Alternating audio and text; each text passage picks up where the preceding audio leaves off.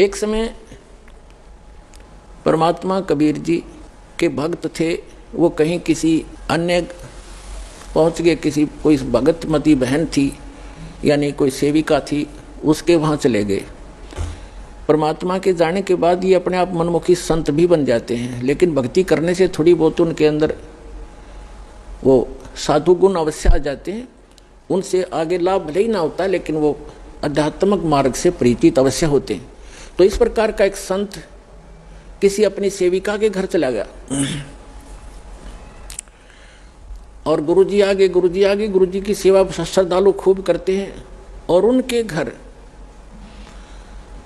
उस बहन के घर, जिसके घर वो गया था वो संत, उसके घर उसकी बहन आई हुई थी, उस लड़की की बहन, और उसकी इकलौती पुत्री थी। वो विधवा हो गई थी 1 महीना पहले। और उस लड़की ने, संत भक्त आए हुए थे, उसने भोजन बना दिया। उसकी बहन ने कहा, बहन तू बना दे, मुझे कुछ और काम है और सेवा करती हूँ मैं।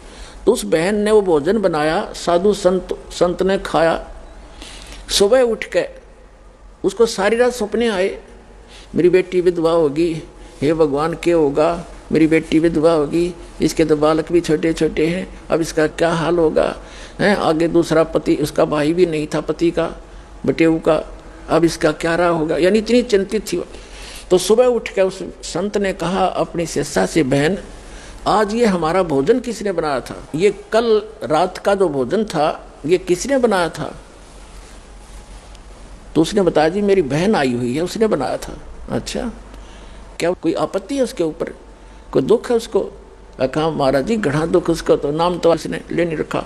उसकी एक का बेटी थी और वो विवाह करा था, 2 बालक छोटे छोटे, उसके पति की मृत्यु होगी, विधवा होगी बेटी, यह बहुत दुखी है। तो पुण्यात्माओं, अब उसके द्वारा बनाए गए वो सोच विचार जो उसके थे उस अन्न में पहुंचे, और उस अन्न को खाने से उस संत भी डिस्टर्ब हो गया।